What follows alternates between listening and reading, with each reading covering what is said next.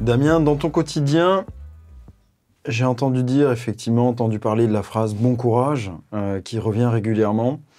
Qu'est-ce que ça t'évoque? Qu'est-ce que ça te fait quand les gens t'adressent cette phrase? Eh bien, Philippe, je dirais que ça me... Je ne sais pas comment réagir, en fait, devant cette phrase. Elle me procure souvent des réactions de sidération. On a l'impression que les gens se servent de cette injonction parce qu'ils ne savent pas quoi dire d'autre. J'ai l'impression aussi qu'ils sont profondément... ça vient de bon fond, de bon cœur. C'est pour toi une phrase de bienveillance, plutôt de condescendance? Quel effet ça te fait? Malheureusement, je dirais qu'il y a un peu des deux. Pour les personnes, je pense que c'est vraiment bienveillant, mais on mélange souvent la bienveillance et la bien-pensance. Pour moi, ça sent plus de la condescendance parce qu'au final, ils nous disent bon courage, mais ils ne savent pas de quoi, ils ne savent pas ce que c'est que la vie en situation de handicap. Surtout que le handicap est très différent suivant les gens. Les personnes ayant le même handicap, la même maladie, vont y réagir différemment, vont prendre des habitudes différentes. Donc moi, je trouve ça comme un peu léger, dirons-nous. Et on a toujours une peur de la maladresse, c'est ce qui souvent nous y pousse, hélas.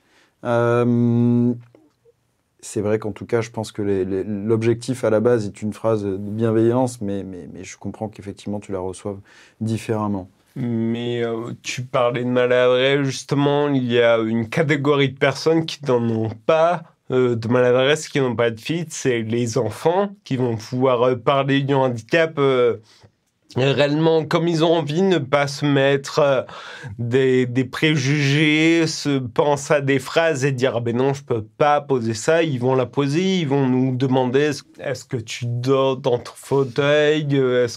Comment vas-tu aux toilettes ?» les gestes simples du quotidien, mais qui méritent de savoir, parce que personne ne sait finalement, les adultes ne savent pas non plus.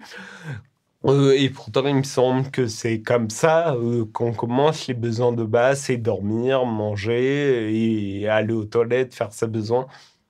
Est-ce que tu fais du sport, Damien? Je fais du sport, pour moi c'est quelque chose de très important dans ma vie. Ça me permet de me sentir mieux dans mon corps, me sentir mieux dans ma tête.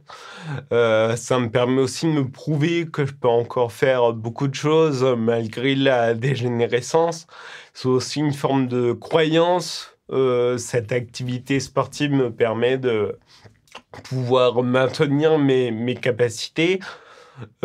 Et tous ces éléments-là qui me permettent de pouvoir avancer dans la vie. Et je suppose que pour tout pratiquant de sport, c'est la même chose. Qu'en est-il de toi, Philippe? Écoute, oui, moi, effectivement, j'ai toujours fait du sport. J'essaie d'en faire régulièrement. Je pense que c'est très important, à la fois pour lier le bien-être moral et physique, un peu comme un exutoire, un peu comme une dose d'adrénaline. Je pense qu'on est beaucoup plus performant, quel que soit le quotidien, lorsqu'on est en forme physiquement. Et j'en ai besoin dans mon métier. T'avoue qu'effectivement, chaque fois que régulièrement, en tout cas quand je prends en charge un patient en situation de handicap, je suis toujours admiratif de cette à la fois force physique et force morale. Merci Philippe pour ta participation à ce 53e épisode de Dear Valley People.